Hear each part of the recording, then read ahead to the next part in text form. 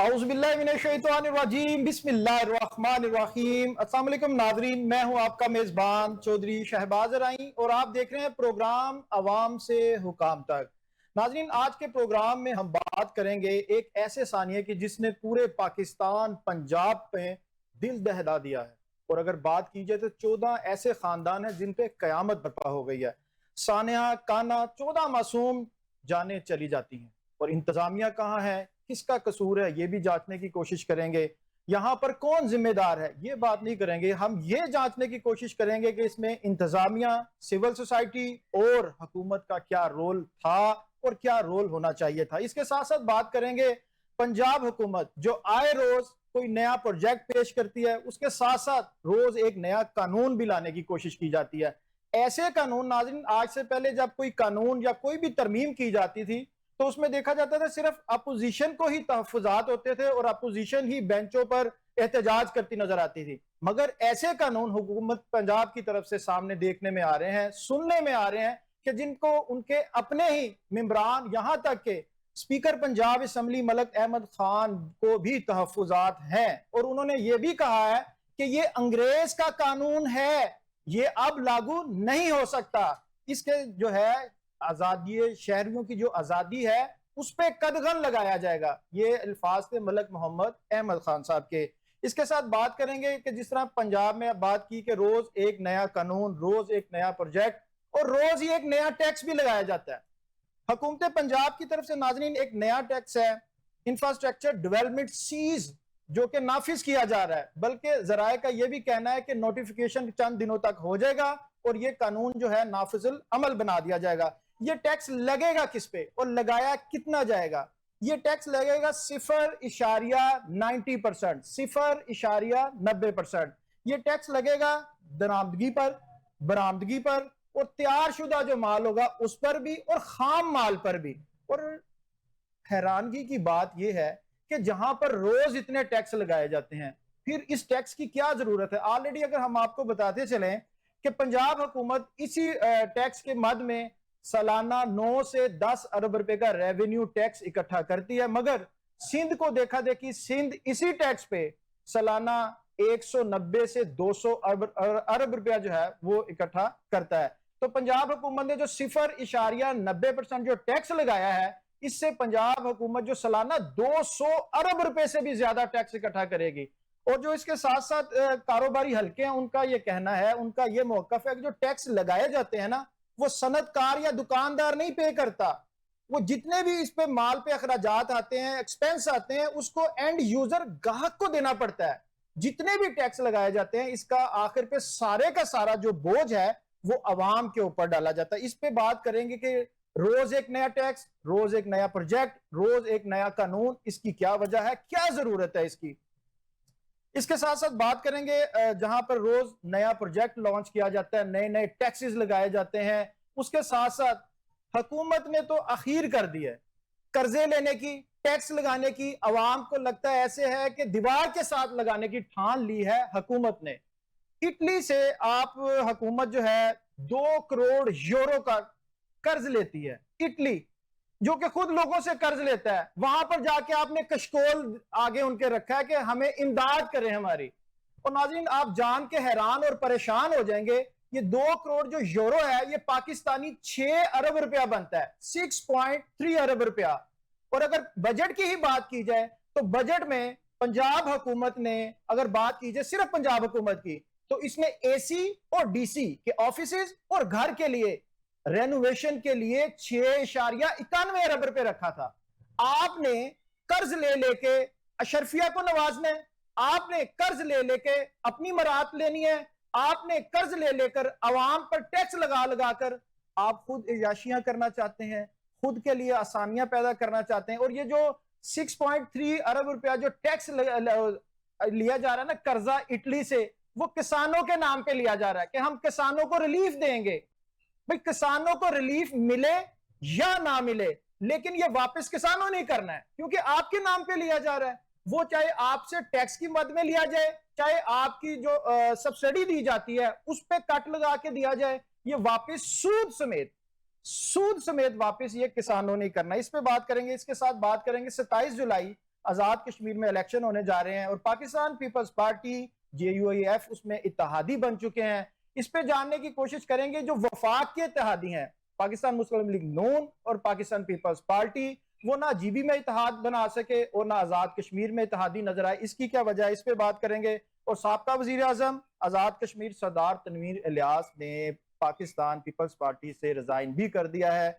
इन सब चीजों पर डिस्कस करने के लिए सीनियर रहनुमा है पाकिस्तान पीपल्स पार्टी के मलक अदनान खोकर, सर आपको वेलकम करते हैं। इनके साथ तशरीफ रखते हैं पाकिस्तान तहरीक इंसाफ के सीनियर रहनुमा है, मेंबर हैं सूबाई असेंबली के शेख इम्तियाज साहब, सर आपको भी वेलकम करते हैं। इनके साथ तशरीफ रखते हैं सीनियर रहनुमा है पाकिस्तान मुस्लिम लीग नून के राजा जुल्करनैन, एडवोकेट हैं, सर आपको भी वेलकम करते हैं। मलिक साहब, सबसे पहले ये बताइएगा जो सानिया हुआ इसमें आप क्या समझते हैं, अगर इंतजामिया की SOPs पूरी होती, अगर आप कहीं पे भी कंस्ट्रक्शन करते हैं उस पर बाई लॉज होते हैं, उसका मैप होता है, इंतजामिया से इजाजत लेनी पड़ती है, तो क्या इस सानिया से बचा जा सकता था? जो 14 जाने जा चुकी हैं उसमें कोई कमी लाई जा सकती? जी डेफिनेटली इंसानी जिंदगी जो है वो एक जिंदगी भी बहुत कीमती है और हर एक शख्स को उसका राइट ऑफ लाइफ देना ये कॉन्स्टिट्यूशनल गारंटी है, कॉन्स्टिट्यूशनल जिम्मेदारी है, हर हुकूमत की जिम्मेदारी है। मैं समझता हूँ कि पॉलिटिकल पॉइंट स्कोरिंग से हट के हम अगर देखें, हमारे मुल्क में बहुत सारे चैलेंजेस हैं और बहुत सारी गवर्नमेंट की और ब्यूरोक्रेसी की एफिशिएंसी इश्यूज जो हैं वो पाए जाते हैं। ये भी गवर्नमेंट के जो इंस्टीट्यूशंस हैं, जो म्यूनिसिपल अथॉरिटीज़ हैं, ये उनकी या हमारी जो डेवलपमेंट अथॉरिटीज़ हैं, ये उनकी नॉन एफिशिएंसी का नतीजा है कि ये इलाके जो है, क्योंकि हम इन इलाकों को जानते हैं, लाहौर के रिहायशी हैं, काना का जो इलाका है ये कोई well planned and organised scheme नहीं है। इसको बहुत ही बेढंगे अंदाज के जरिए जो है वो लोगों ने आबाद किया कर सकता है वो बना सकता है। एग्जैक्टली, ना तो वहां पे कोई इंफ्रास्ट्रक्चरल डेवलपमेंट हुई है, ना कोई सीवरेज का प्रॉपरली निज़ाम पाया जाता है, ना ही वहां पर जो हमारे लैंड यूज और लैंड डेवलपमेंट के जो रूल्स एंड रेगुलेशंस हैं उनको उस तरीके से हम समझते हैं कि इम्प्लीमेंट किया जाता है। तो ये इश्यूज आज के नहीं हैं, मैं नहीं कहता कि ये इसी गवर्नमेंट के ईरा के दौरान हुए हैं, ये इश्यूज जो है बड़ी दहाइयों से चले आ रहे हैं। नहीं, लेकिन अगर इश्यू तो दहाइयों से चलते आ रहे हैं, लेकिन किसका काम है कि इसको रोके, इसको ठीक करे? 100% जो एफिशिएंसी है ब्यूरोक्रेसी की, जो हमने अदारे बनाए हैं वो तो अंडर क्वेश्चन है, अंडर मार्क है, और वो that has been under question and mark for decades and there has been no improvement in this regard के कोई भी पॉलिटिकल गवर्नमेंट जो है उसने अभी तक कोई विल नहीं दिखाई कि ये जो ब्यूरोक्रेसी है ये बेसिकली कॉलोनियल डिजाइन के ऊपर सारे इंस्टीट्यूशंस को बनाया गया है। अनफॉर्चुनेटली रिसेंटली पंजाब असेंबली में भी ये टॉपिक जेरे बहस रहा है कि इतने इतने बड़े हम अदारे बना रहे हैं और इतने इतने बड़े शहाना किस्म के ऑफिस हम ब्यूरोक्रेसी को बना के दे रहे हैं। अंदर जाते ही जो एक आम फहम शख्स है, जो एक अनपढ़ शख्स है, वो अपना ग्रीवेंस भूल जाता है, उस शानो शौकत से इम्प्रेस हो जाता है। और मैं अपनी एक्सपीरियंस से बता सकता हूँ कि आम फहम लोगों को हमने अपने रेगुलर एक्सपीरियंस में देखा है कि वो इस तरह के अफसरशाही, इसकी अप्रूवल्स भी तो आप लोग ही देते हैं ना। अभी देखें 6 अरब 91 करोड़ रुपया रखा है पंजाब गवर्नमेंट ने AC और DC ऑफिसेज और घरों की रेनोवेशन के लिए। सर, जिस अवाम के पास 2 वक्त की रोटी खाने को नहीं है, आपने तकरीबन 7 अरब रुपया रख दिया।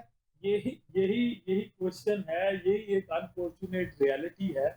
इस मुल्क में हमेशा पॉलिटिशियन जो है उनका तो जो है एहतसाब हमेशा ही, हर दौर में ही, हर दूसरे तीसरे साल बाद ही एहतसाब का एक नया दौर शुरू हो जाता है। आज तक ब्यूरोक्रेसी जो है वो हमेशा ही अनक्वेश्चनड और अनमार्क्ड, बिल्कुल बेमुहार तरीके से वो अपनी मामलात को लेके चल रहे हैं। और किसी ने भी आज तक, किसी भी political government across the board, मैं समझता हूँ कि किसी भी पॉलिटिकल गवर्नमेंट ने आज तक विल ही नहीं दिखाई कि ये अफसरशाही का जो कल्चर है हमारे मुआशरे में पाया जाता है, ये एक आम शख्स ने क्या रिलीफ लेना है जिसने शानो शौकत से ही, एक अफसर साहब की शानो शौकत से ही डर जाना है। तो सर्विस डिलीवरी का कॉन्सेप्ट ही कब आना है जब एक ऑफिसर अपने आप को शाही मुलाजिम समझे और वो समझे कि वो किंग्स डिग्री लेकर बैठा हुआ है कि वो जिसको जो मर्जी चाहे तो वो शाहाना हुक्म के जरिए जैसी उसकी मर्जी है वो वैसा चीजों को हाँ के लेके चले। मैं एक अपनी मिसाल देता हूँ, जी जिस हल्का इंतखाब से मेरा ताल्लुक है वहां पर एक सतो कतला ड्रेन के नाम से एक ड्रेन पाई जाती है, और उसके इर्द गिर्द नर्सरीज जो जो है, सत्तू कतरा विलेज जहाँ पर जो जी है। जहाँ जी पे विलेज है, ये वो ड्रेन फिरोजपुर रोड से ऑनवर्ड्स जो है आगे चलती है और वापडा टाउन ये सारे जी एरियाज को कवर करके जाती है। तो उस ड्रेन के इर्द गिर्द nurseries with valid and due permission of PHA वहां पे स्टैब्लिश थी। तो मेरे हल्के के लोग जो हैं उनकी मेरे पास जो इंफॉर्मेशन आई उनके मुताबिक एक नर्सरी वाले के पास किसी स्कूल जो कि एक एलीट स्कूल है उसकी किसी ओनर ने जाके कोई पौधों की खरीदो फरोख्त का मामला करना चाहा, तो उनकी वहां पे तू तकरार होगी, जो कि एक normal sometimes heat of the movement ऐसी चीजें हो जाती हैं। तो उसमें ओनर जो थे उसने धमकी लगाई कि मैं तुम्हें दिखाऊंगा कि मेरी क्या ताकत है।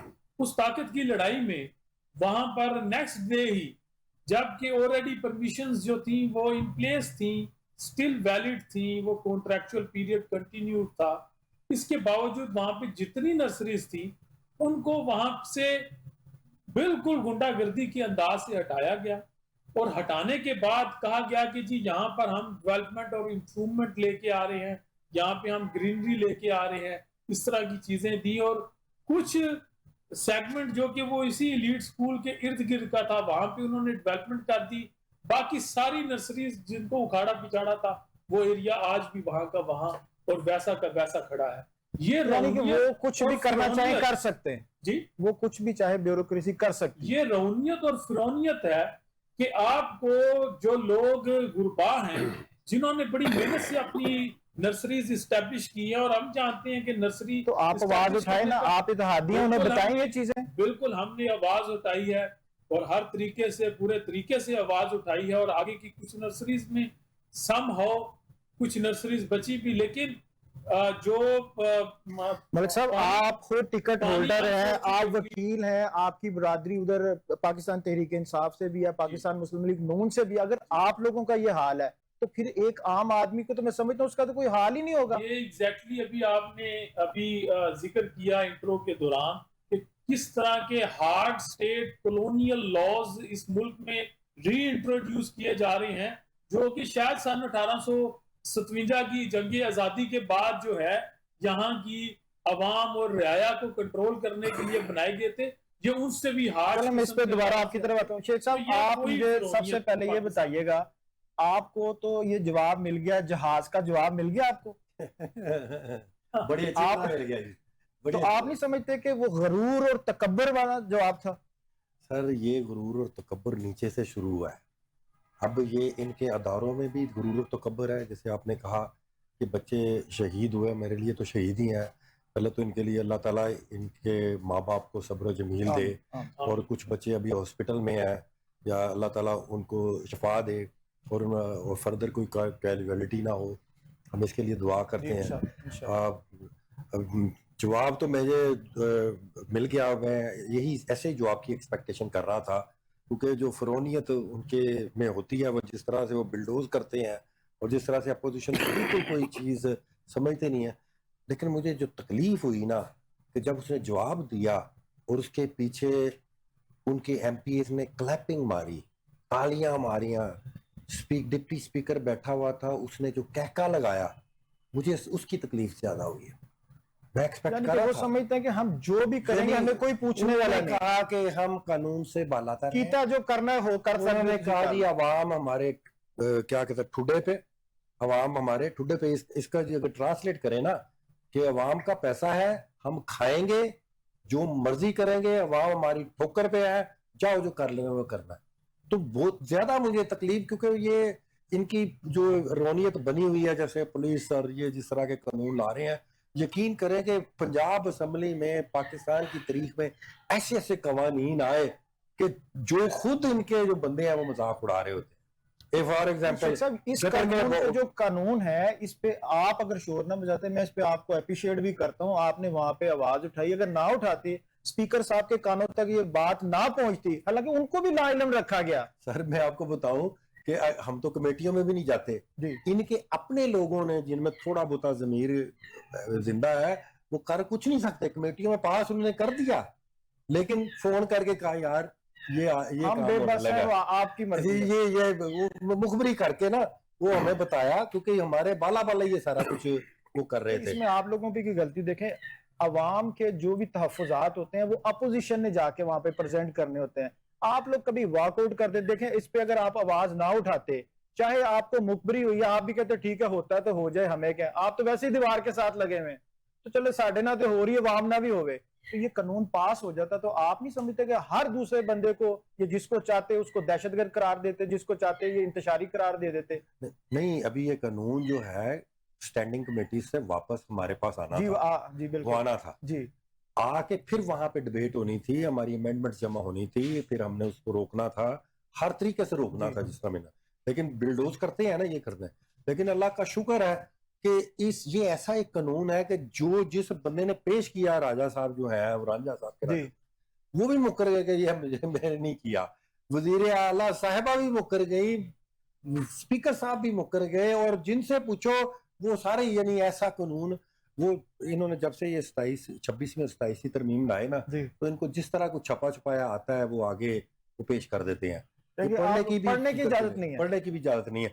और इसी तरह ये कानून के साथ भी इसी तरह हुआ कि जिसका नाम पे ये सबमिट हुआ उस बेचारे को भी नहीं पता, और अब वजीर आला भी कहती है कि मुझे नहीं पता। ठीक है, शेख साहब जिसने प्रेजेंट किया उसको नहीं पता, वजीर आला को नहीं पता, स्पीकर को नहीं पता, बाकी लोगों को नहीं पता, तो फिर ये पता किसको है? जिम्मेदार कौन है इसका? सर मैं आपको मिसाल दूं कि एक कानून आया रिसेंटली, अभी वो भाटी चौक में वाकया हुआ ना, जी, गटर वो के ढक्कन वाला, का। जी ठीक है, तो इन्होंने कानून क्या बनाया, ढक्कन चोरी जो करेगा उसको 30 लाख रुपया जुर्माना होगा, ठीक है। और जो दूसरी दफा करेगा उसको 1 करोड़ रुपया जुर्माना होगा। बंदा पूछे जिसने चोरी करनी है, गटर का ढक्कन, पहले मैं बताऊं, मैं वासा में रहा हूं, चोरी जी नहीं होता, बिल्कुल। कोई 50 किलो का वो उठा के नहीं लेके जाता। उसमें लोहा जो ठीक है, होता है वो तो 2-4 किलो ही होता है, सर बाकी कुछ तो भी नहीं। कंक्रीट ही होती मैं है आपको उसमें। बताता हूँ क्या होता जी। है ब्यूरोक्रेसी, जिस तरह इन्होंने कहा जी, वो जब भी वो चोरी वो उनकी कोताही होती है ना, तो वो बच्चा गिर गया तो कहते ओ जी वो ढक्कन चोरी हो गया। मेरे दौर में अल्लाह का शुक्र है कि एक भी इंसिडेंट वाकया नहीं हुआ। उसकी वजह क्या थी? मैं कहता अच्छा ठीक है, अगर कोई चोरी हुआ ना तो मुझे उसकी FIR चाहिए, तो अगर बच्चा गिर गया है तो आपकी गफलत की वजह से तो मुझे आपके खिलाफ FIR चाहिए। ठीक है, जो मेरिट है, जो मेरिट है। तो इधर तो वजीर आला बैठती हैं, पूरी ब्यूरोक्रेसी को इकट्ठी करती हैं, तो उसको भी मुअत्तल कर दिया, उसको भी मुअत्तल कर दिया, उसको, और यकीन करें हर बंदा अपने ओहदे पे उसी तरह काम कर रहा है। वो आके वो आपकी शोशा बात की से मैं है, इत्तेफाक करता हूँ। ठीक है, जो शाही वहां पर पंडाल लगाया गया था, उसके बाद ठेकेदार भी काम कर रहा है, जितने लोगों को मुअत्तल किया गया था वो भी काम कर रहे हैं। सब ये अपने सिर्फ उस टाइम अवाम को सेटिस्फाई करने के लिए सारा कुछ किया देखो जाता है। सर, इन्होंने सेटिस्फाई क्या करना, अवाम को पता चल गया हुआ, अब इन्होंने अवाम को अब सेटिस्फाई नहीं करना होता, अवाम के अब लिए अवाम की बारी है। नहीं, अवाम के लिए अवाम ने इनको रिजेक्ट कर दिया हुआ। 8 फरवरी को देख लें, ये गिलगित बल्तिस्तान में देख लें, अब इनका अवाम के साथ कोई ताल्लुक नहीं रह गया हुआ। अब इन्होंने जिनको खुश करना होता है, पड़े ना, जी जी, गिलगित में तो आपको लोगों को भी वोट नहीं पड़े। नहीं वो तो हमें तो निशान ही नहीं था, हमें तो उधर हमारी तो लीडरशिप को नहीं जाने दिया गया। ठीक है, वो बात ना ठीक है, नहीं जाने दिया गया, ये लेकिन ना पार्टी तो थी ना, आपने लोगों को सपोर्ट तो किया ना। सर आप कहें जी आपको कैंपेन भी नहीं करने दिया गई, आपको हमने इश्तिहार भी नहीं लगाने दिए गए, आपकी लीडरशिप को उधर जाने नहीं दिया गया, आपके हमने बैंगन आलू टमाटर फलानी दे दिया, और आप कहें जी आपको वोट नहीं मिला। तो ये ना करें। जरा ये कहते हैं कि जो जिस तरह आजाद कश्मीर का या GB का जो इलेक्शन था ना, वहां पे लोगों को नहीं जानते, पार्टी के निशान को जानते हैं वहां पे लोग। देखिए मैं वो तो कह रहा हूँ कि इसको भी कंपेयर नहीं करेगा, अंडर द करंट सर्कमस्टांसेस आप ये कंपैरेटिव नहीं कर सकते। अब ये जो कानून मसलन के, हालांकि मैं पहले बात हुई है कि किसी भी सूरत कोई भी ढक्कन चोरी नहीं करता, मुझे पिछले 30 सालों में FIR एक भी ला के दिखा दें कि फलां चोर ने ढक्कन चोरी कर लिया। सिर्फ ये ड्रामेबाजी है, ब्यूरोक्रेसी एंड पे अपनी जान छुड़ाने के लिए वो उस पर डाल देती है कि ये चोरी करके को ले गया। वो भी उस वक्त जब कोई बच्चा जिसकी जान जाया हो जाती है आए उसके दिन बाद शेख साहब, अगर बात की जाए सुंदर में हुआ, भाटी में सारे- हुआ, ताजपुरे में हुआ, रोज एक नया सर इंसिडेंट होता है इनके दौर में इसलिए ज्यादा होता है कि इनका जो फोकस होता है वो ये नहीं होता कि ये जो चीजें ऑलरेडी एग्जिस्ट कर रही हैं इनको मैनेज किया जाए। हम उस पे जो चीज अवेलेबल है पहले उसको मैनेज करते थे, ठीक है, फिर कोई और काम करते थे ना। लेकिन ये है कि अभी 70 अरब रुपए के प्रोजेक्ट हैं इनके पास, वासा लाहौर के पास। आप देखें पूरा तोड़ा हुआ, पूरा लाहौर तोड़ा हुआ है इस वक्त। उनकी सारी की सारी फोकस जो है वो ये है कि सड़कें बना लो, वो कर लो। उसमें से सिर्फ फायदा क्या उसका होता है, कमीशन, वाइस चेयरमैन को फलाने को कमीशन, मिनिस्टर को कमीशन, एमपी को आप भी रहे कमीशन। Vice chairman? जी मैं वाइस चेयरमैन रहा हूँ उस टाइम भी और यही मैं कुछ अल्लाह चलता था ताला कि को नहीं? हाजिर नाजिर रह के कहता हूँ कि 1 रुपया भी अगर मैंने कमीशन ली हो तो मुझे ना अल्लाह ताला मेरे बच्चों पे और मेरे सब पे हराम हो जो अगर मैंने 1 पैसा भी कमीशन लिया। मैंने अपने पैसे से, मैंने तनख्वाह भी नहीं वहां से लिया आज तक। मैं अपने पैसे से दफ्तर भी रेनोवेट करवाया, अपने पैसे से गवर्नमेंट की गाड़ी भी जो है वो ठीक करवाई खुद। तो मैंने आज तक उनसे कोई पैसा नहीं लिया। ये तो बात ये है कि इनका तवज्जो होती है कि कमीशनों पे। अब एक मैं आपको प्रिडिक्शन करता चलूं कि अभी मैं नोटिस कर रहा हूं कि जो प्री मानसून है ना उसमें बहुत ज्यादा तैयारियां होती हैं। इलाके की डिसिल्टिंग होती है, फिर गंदे नालों की डिसिल्टिंग होती है, फिर डिस्पोजल स्टेशन जो होते हैं उनकी मेंटेनेंस होती है कि उसमें जनरेटर ठीक है, बैटरी लगी हुई है, 1 मीटर लगे हुए हैं, कुछ मसला तो नहीं है, वो सारी चीजें मैंने कोई चीज होते हुए नहीं देखी। और मैं आपको प्रिडिक्ट कर देता हूं कि ये मानसून पिछले मानसून से भी बहुत बुरा होगा। ये आप तो उसका देखेंगे। आसान हल है ना, ये कह देंगे कि आज से पहले कभी इतनी बारिश हुई नहीं है। सर हमारे दौर में अल्लाह का शुक्र है कि हम आपके जो 30-35 साल से जहाँ पे बूट पहन कर करते वहां हम समोसे और कॉफी पिया करते थे। लक्ष्मी चौक की बात कर जी रहे हैं? लक्ष्मी चौक की बात करें। और ये मैं फजूल नहीं कह रहा, हमने ये दुआ है आपसे अल्लाह वहां ताला पे समोसे खाए हैं। खाए है ना। तो फिर देखें बात यह है कि हमने क्या किया, क्या था, सिर्फ दिमाग यूज किया कि जो जनरेटर लगे हुए थे पानी साफ निकालने के, वहां से उठा के गंदे नाले का पानी जो डिस्पोजल स्टेशन से उठा के नाले में फेंकने के लिए वहां पे लगा दिया। इतना था हमारा काम। हमने कहें कि जी हमने पता नहीं क्या कर दिया, या चंद जगह पे हमने अंडरग्राउंड वाटर स्टोरेज टैंक बना दिए जहां पे वो लॉरेंस गार्डन हुआ, इधर यानी कि आप अभी भी ने तजवीज दे रहे हैं कि मानसून शुरू होने वाली सर है, उससे हो पहले गया। कुछ कर लें। नहीं किया, ये शुरू हो जाता है मार्च से। ये मार्च से शुरू हो जाता है पूरे लाहौर के पाइपों की डिसल्टिंग करना, फिर उसके नालों के हम 3-3-4 किसी सानिया का, फिर किसी इंसिडेंट का इंतजार कर रहे हैं। सर ये आप देखेंगे, मैं प्रेडिक्ट करके जा रहा हूँ और दोबारा प्रोग्राम कर लीजिएगा। जो मैं देख रहा हूँ ये मानसून में फिर उसी तरह पानी होगा, फिर ये शवाब को तलाश करती फिरेंगी, किधर है शवाब, वहां तो नहीं खड़ा, वहां नहीं खड़ा।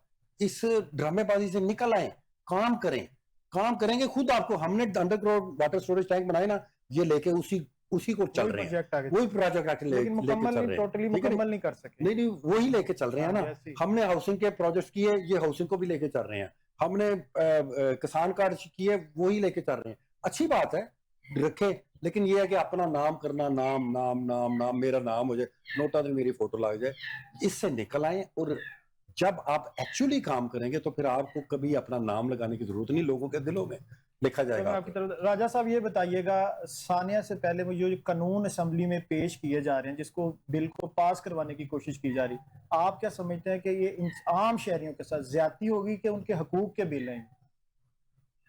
बिस्मिल्लाहिर्रहमानिर्रहीम।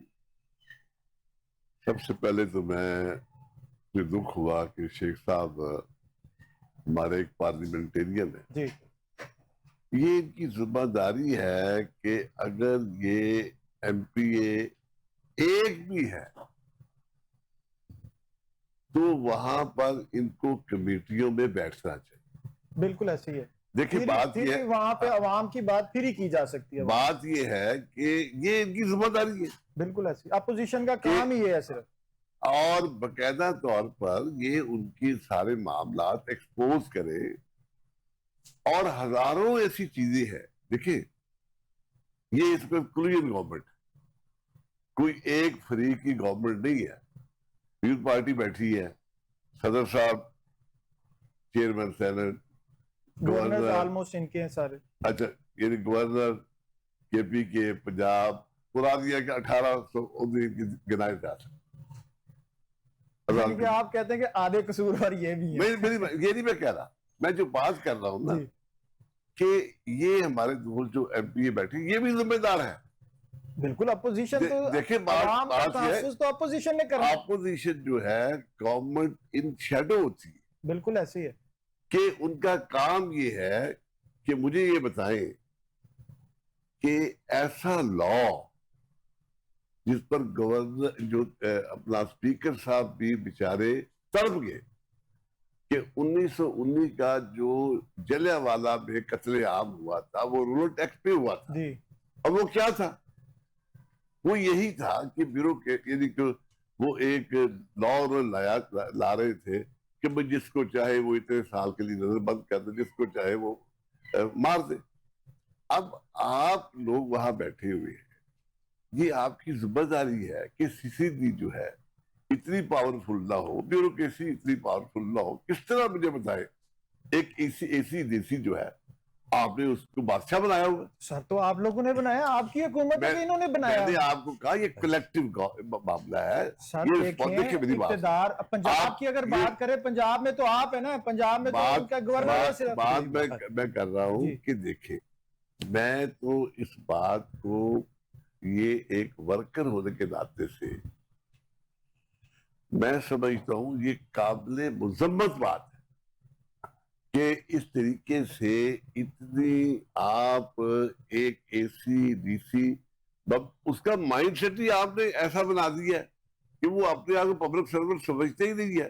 जब 13 करोड़ की आपने गाड़ी पकड़ा दी है, तो देखिए खोखर साहब ने बात जो की है, मैं इनसे 100% एग्री करता हूँ, क्योंकि ही बैन फ्रॉम द पब्लिक, वहां पर एक कैंडिडेट भी हैं और ये वहां की लाजमी तौर पर खोखर बरादरी जो है वो 4, 5, 6, 7 अक्सरियत रखती है। हाँ, यानी 8 हल्कों में इफेक्ट करती जी, है और ये माशाल्लाह वकील भी है, जी, तो डेफिनेटली ये रेगुलरली इन चीजों को फेस करते हैं।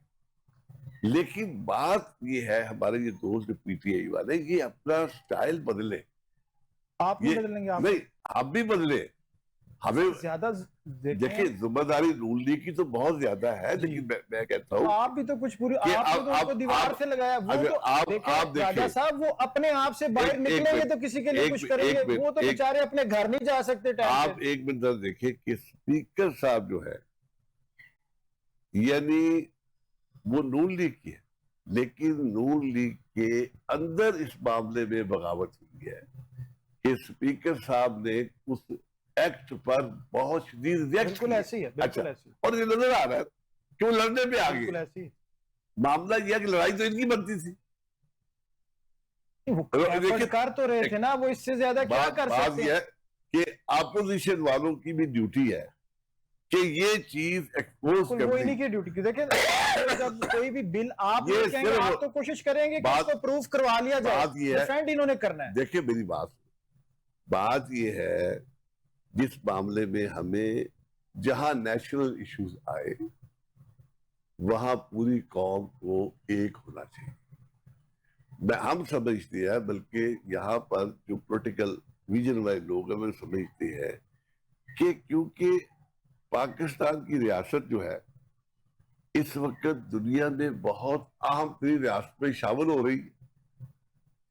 हमारे अंदर भी 47 से लेकर ऑनवर्ड अभी तक इंटरनेशनल एस्टेब्लिशमेंट के एजेंट बैठे हुए, और मैं नहीं समझता कि ये जो कानून आया है, ये जो बकायदा मसौदा है, जी, ये किसी भी नून लीग के पॉलिटिकल विजन रखने वाले ने इसकी ड्राफ्ट किया हो, या इसको, हाँ, क्योंकि एजेंसियों का रोल इस तरह हुआ हो। फिर इसका मतलब है कि जिस तरह पाकिस्तान तहरीक इंसाफ कहती है कि हमने कुछ नहीं किया, करवाया गया, फिर आप भी यही कहेंगे अब? मैंने अर्ज के देखे, बात यह है, ये कहने ना कहने की बात है, जेन्युइन बात यही है कि कोलिशन गवर्नमेंट में सिर्फ इस वक्त एक पार्टी की गवर्नमेंट नहीं है।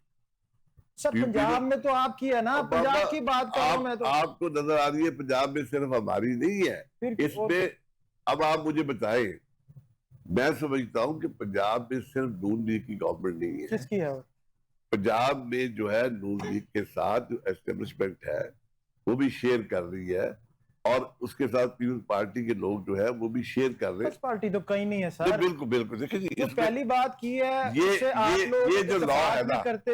ये लॉ मैं यहाँ ओपनली कह सकता हूं कि इस लॉ की ड्राफ्टिंग में किसी भी नून लीग के पॉलिटिकल हलके का कोई तल्लक ना है ये ना आप होगा। क्या बात कर रहे हैं? देखें, फिर कौन आया प्रेजेंट ये? करने वाला आपकी पार्टी, इक्तदार में कौन है? आपकी पार्टी। वजीर आला कौन है? आपकी पार्टी। पास करवाने को वाले कौन है? आपकी पार्टी। सर, फिर आप कह रहे हैं हमें नहीं पता। सिंपल सवाल अच्छा, पूछ रहे, नहीं, कौन लाया फिर? बात सुनिए शेख साहब का जवाब दे दे। वो कह रहे हैं कौन लेके आया। कौन लेके आया? अब ये देखे ना, इनका काम है कि ये डिग वो करे। हमारा कोई वो तो अच्छा। काम बात क्या, लेकिन वो पहले पूछ रहे हैं लेके कौन है। असल में दलाल लेके हमें कौन उनसे है? अच्छा, जवाब है, अब हमसे। देखें, इसमें हो ये रहा जी। है, हो ये रहा है कि हमारे कुछ दोस्तों ने अपना एक रोल मुतय्यन कर दिया कि हर वक्त उन्होंने हथौड़ा पकड़ना है और गालियां निकालनी। उन्होंने कहा जी हमने मीटिंग में नहीं जाना, हमने ड्राफ्ट नहीं पढ़ना। बाबा, अगर आप एमपीए हैं, आपने बकायदा होमवर्क करना है, आपने ड्राफ्ट पढ़ना है, आपने इंजेक्शन लगाना है, आपने काउंटर ड्राफ्ट देना है, ठीक है। इसी तरह मामला वो ये है कहते हैं कोई चीज देते ही नहीं है आप हमें, वो देंगे तो पढ़ेंगे बेचारे। देखिए ये रिस्क कर। वो स्पीकर को नहीं अच्छा, पता। लेकिन स्पीकर साहब ने ऑन एयर कैमरों पे पूरे स्ट्रीम मीडिया पे दिखाया गया, हमें उन्होंने तो- अपने अपने आगे से बुलाया वर्कर को, उसने कहा मुझे नहीं बताया, मैं स्पीकर हूं। आप देखिए, इट मींस कि यानी कि नून लीग के अंदर स्पीकर ने उसको बकायदा टेकअप किया। टेकअप करने के बाद आप लड़ाई का लेवल देखें कि उस पर स्पीकर इस कदर सीरियस हो रहे हैं और स्पीकर वो रोल अदा कर रहे हैं जो ये क्लेम करते हैं। माजरत के साथ जो इनका क्लेम है जी कि हमारे साथ ये हो रहा है, वो हो रहा है, मैं समझता हूं तो फिर इसका मतलब तो यह है कि वो बिल जो था अवाम दुश्मन बिल था ना, बिल्कुल आवाम दुश्मन बिल है। तो फिर क्यों लेके आए आप लोग? अच्छा, अब ये है कि मैंने आपको सर सवाल मेरा सिंपल सा, आप लोग क्यों लेके आए फिर उसको? मामला पेश क्यों किया? मामला ये है, कैबिनेट से अप्रूव क्यों करवाया? आप उसकी टोटल जो इसमें कास्ट इंक्वायरी की होनी तरफ क्यों जा रहे थे चाहिए। उसके? देखिए, इसमें जिस तरह स्पीकर साहब ने बात की है ना, जी। मैं उनकी इस बात से एग्री करता हूं कि इसमें एक थारो इंक्वायरी होनी चाहिए, और जो भी रिस्पॉन्सिबल लोग हैं, देखिए पार्लियामेंट का एक रोल है, गवर्नमेंट का अपना रोल। मैंने आपको अर्ज किया ना, गवर्नमेंट में भी कलूजन गवर्नमेंट है, इसमें मुख्तलिफ लोग। गवर्नमेंट आपकी ही है, इस चीज को तो एग्री कर लेना। पंजाब में तो आपकी है। वफाक की बात करें तो दो चार चले मिल गई हैं पार्टियां, पंजाब में तो प्रॉपर आप लोगों की गवर्नमेंट है सर। देखिए, नून लीग की इसमें 1% है, बाकी सर इसमें पंजाब में तो आपकी गवर्नमेंट है, पंजाब में कहां से आई सर? परसेंटेज है? देखिए कितनी परसेंटेज है ये तो चले? अभी यदि मैं इस बात पे समझता यानी हूँ, कि आप समझते हैं कि ना वफाक में आपकी टोटली हुकूमत है, ना पंजाब में आपकी देखिए totally कलूजन हुकूमत है। गवर्नमेंट है इसमें, और कितने परसेंट है नून लीग की? नून लीग की तरफ। मैं समझता हूँ कि यहाँ पर नून लीग की वजारत आला तो है, जी। लेकिन ब्यूरोक्रेसी जो है कई लेवल पे नजर आ रही है तो कि वो ब्यूरोक्रेसी को भी तो आप लोगों ने चलाना है ना, आप क्यों उनके आगे लग के चल पड़ते हैं ब्यूरोक्रेसी के? सब देखें, ब्यूरोक्रेसी आपके अंडर है ना, डीपीओ हो, डीसी हो, एसी हो, तो आप लोगों ने चलाना है, देखिए, क्यों उसने आपको चलाना है? ये मैं समझता हूँ कि ये डेमोक्रेटिक प्रोसेस जो है ना, इसको चलना चाहिए। जब तक पॉलिटिकल पार्टीज मजबूत नहीं होगी, जब तक अकाउंटेबिलिटी मजबूत नहीं होगी, आप ब्यूरोक्रेसी का हाथ नहीं रोक सकते। और ब्यूरोक्रेसी जो है, अभी तक जिस तरह बात की है खोकर साहब ने, कि आज तक पाकिस्तान में पॉलिटिशियन को सजा तो मिली है, लेकिन आपने बताए कितने के ब्यूरोक्रेट आपने लटकाए। उनके खिलाफ तो लटकाना अच्छा, तो बहुत दूर की बात है। कोई भाई उनको आप- सजा ज्यादा से ज्यादा क्या सजा मिलती है? अभी कल एक एसपी को शेख साहब पीडी सजा मिली है, हाँ। सजा के तौर पर उनको लाहौर भेज दिया। ये सजा है उनकी, वहां से एसपी एसपी लग गया। आप मेरी बात सुने, बात यह है कि आई एम थैंकफुल कि आपने हमें बुलाया कि कैथारसिस भी होता है। जी। अब मेरा भी कैथारसिस हुआ कि आप एसी डीसी के कमरे में चले जाए, लगता है जैसे आप बादशाह के कमरे में आ गया। और बाबा बादशाह मेरी तो आप बात, लोग बना रहे हैं 7 अरब रुपया आपने इस चीज के लिए रखा है राजा साहब के इनके घर और ऑफिस को रेनोवेशन करना है। 7 अरब रुपया, फिर आप 6-6 अरब रुपया मुल्कों से भीख मांगते फिर रहे हैं। अच्छा ये मुझे बताइए, ये बात जो है आपने यहाँ टेबल की जी फौरी तौर पर, क्योंकि मैं तो जाती तौर पर जो 838 अरब रुपया बेसिक इनकम स्कीम में रखा गया है, मैं उसको भी गलत समझता हूँ और समझता हूँ कि वो एजुकेशन में जाना चाहिए, हेल्थ में जाना चाहिए।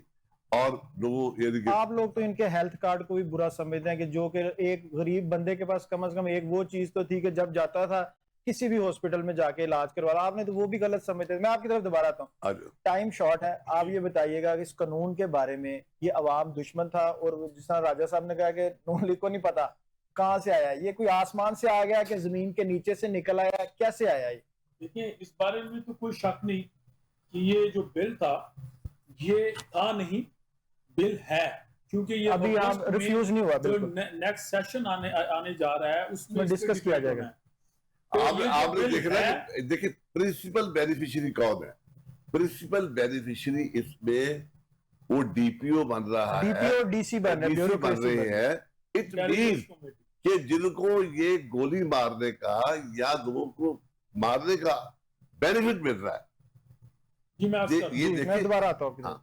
मैं अर्ज कर दूं, जी। ये एक तो इस बात को मैं क्लियर करना पड़ेगा और समझना पड़ेगा कि ये जो बिल है ये कॉलोनियल रूल और सरासर जो अदारा जाती बदमाशी है उसके कल्चर को फरोग देने के लिए, अगर हम समझते हैं कि हमने मुआशरे को आगे लेके जाना है, यानी कि फिर जरूरी अदनान है। भाई को थोड़ी बहुत स्पेस अवाम के लिए थी वो भी खत्म कर दें। एग्जैक्टली अगर हमने मुआशरे को आगे लेके जाना है और मुहज्जम मुआशरा बनाना है तो डॉक्ट्राइन वेरी सिंपल है, that is the rule of law.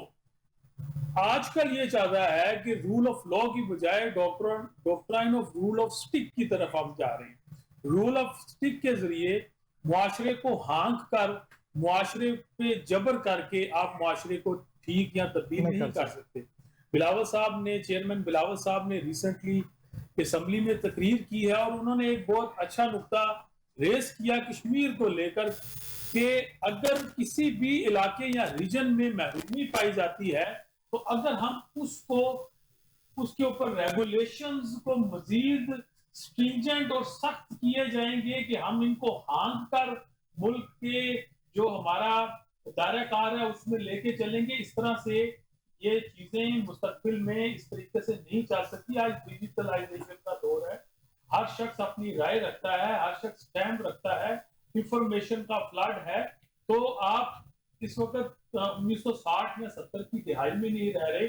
हमें चाहिए कि हम एज ए रियासत तमाम स्टेक होल्डर्स, पॉलिटिकल पार्टीज, हमें चाहिए कि हम चीजों के बारे में, इश्यूज के बारे में, मुल्की मामलात के बारे में, अपनी मुआशरे के बारे में इश्यूज को लेकर आपस में डिबेट करके कंसेंसस, एक नेशनल कंसेंसस के जरिए आगे चलें। अब कानून की बात करें, देखें रूल ऑफ बिजनेस ये कहते हैं कि कोई भी कानून, कोई भी बिल जब पार्लियामेंट में पेश किया जाना है तो इसकी सबसे पहली स्टेज होती है पॉलिसी ड्राफ्ट, जिसमें आप स्टेक होल्डर्स के साथ मुशावरत करते हैं। तमाम स्टेक होल्डर्स को जो है वो मुशावरत के दायरा कार में लाते हैं। अगर ये बिल बनाना था, ना तो इन्होंने बार एसोसिएशंस के प्लेटफॉर्म को इसमें कोई मुशावरत में लिया, ना ही दीगर जो ह्यूमन राइट्स की ऑर्गेनाइजेशंस हैं या बहुत सारे अदारे जो अवामी हकूक और फंडामेंटल राइट्स को लेकर स्ट्रगल करते हैं, या मीडिया जो है, मीडिया हाउसेस या मीडिया आपकी जो एसोसिएशंस है, किसी को भी पॉलिसी ड्राफ्टिंग की स्टेज पे किसी को इन्वॉल्व किया ही नहीं। वो भी बंद, आपका तो सांस और गला वैसे ही बंद किया हुआ है।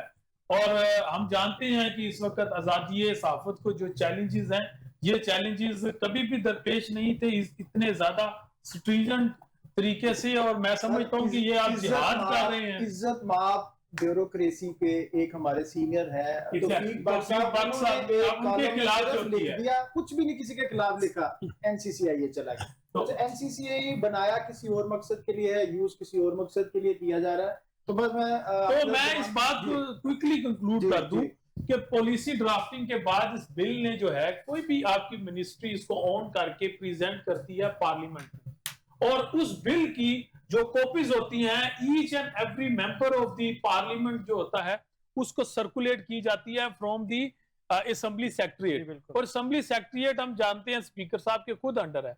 अब अफसोस की बात यह है कि देखना यह पड़ेगा, और मैं समझता हूं स्पीकर साहब को इसको देखना चाहिए कि सेक्रेटरीट जो है उसको कौन चला रहा है। हम यहाँ पे सवाल उठा रहे हैं कि जो पंजाब गवर्नमेंट है उसको कोई और चला रहा है, तो सेक्रेटरीट को भी देखना पड़ेगा कौन चला रहा है। शेख साहब, आप मुझे ये बताइएगा कि रोज एक नया कर्जा लिया जाता है, इटली जैसे मुल्क से आपने 6 अरब रुपया ले लिया, तो आप क्या समझते हैं कि जो ये कहते हैं मुल्क तरक्की की राह पर गामजन है, तो सिर्फ स्टोरी है, बातें ही है सिर्फ? सर पहले तो मैं राजा साहब को सर जल्दी टाइम शॉर्ट है, कम्प्लीमेंट करना चाहूंगा कि ये वाकई ट्रूली एक पॉलिटिकल वर्कर जो होता है वो उनकी उन्होंने ज़बान मिली और अपनी ही हुकूमत को उन्होंने फुली चार्जशीट अपने लफाज में किया है बगैर किसी लगी लिखी उन्होंने करना ब्यूरोक्रेसी। साहब की आदत है बात वो मेरिट पे नहीं, वो मैं उसी पे करते हैं, जो ना ब्यूरोक्रेसी हमारे कंट्रोल में है ना हमारे हम कवानीन लाना हमारे बस में है। ये कोलेशन गवर्नमेंट है और कोलेशन गवर्नमेंट भी जो है वो बड़े लोगों के साथ है, इन्होंने बड़े खूबसूरती के साथ वो किया, इसको अप्रिशिएट करना चाहिए। तो फिर इनको क्या मजबूरी है कि गवर्नमेंट में ये नहीं, एक तो ये है, चलो ये तो बड़े सियाने और खान साहब ने कहा था, खान साहब ने कहा था, सर मैं प्राइम मिनिस्टर था, मैं एक अर्ज कर दूं, प्राइम मिनिस्टर साहब थे इमरान खान साहब, सर मैं एजेंसी अपनी बारी में अच्छा तो इनकी भी बात करता चल रहा हूँ कि आज ये कहते हैं कि बिलावल साहब ने बड़ी तकरीर, तो इन्होंने ब्रूट मेजॉरिटी वो भी असेंबली में इन्होंने की थी। वैसे जब से 26वीं 27वीं तरमीम हुई है और इस हुकूमत के दौरान जितने बिल निकाल के देख लें, इन्होंने हर बिल सिर्फ और सिर्फ फोर्स बनाई, पीरा फोर्स बनाई, फलानी फोर्स बनाई, यानी इनके अवाम के लिए मुश्किल नहीं है, अवाम के लिए नहीं, वजह इनके लिए ये सिर्फ और सिर्फ बंदों को कंट्रोल कैसे करना है, बंदों को कंट्रोल नहीं हो रहे इनसे कि उनको कैसे करना है और हुकूमत को तूल किस तरह देना। शेख साहब थैंक यू वेरी मच, राजा साहब thank you very much, Sheikh साहब thank you very much, Malik साहब थैंक यू वेरी मच। नाजरीन, टैक्सीज के मामले हों या कर्ज के मामला हों वो अपनी जगह, मगर आवाम को रिलीफ जो है वो हुकूमत ने देना होता है और हुकूमत इसमें सख्त नाकाम नजर आती है। और रोज कोई ऐसा बिल लाया जाता है कि जो कि आवाम दुश्मन होता है, शहरी दुश्मन होता है। तो जिस तरह भी राजा साहब ने भी कहा, उस बात को भी गौर से आपने भी सोचना है, हमने भी सोचना समझना है कि हुकूमतें चल कैसी रही हैं। मुझे और मेरी टीम को इजाजत दीजिए, अल्लाह हाफिज।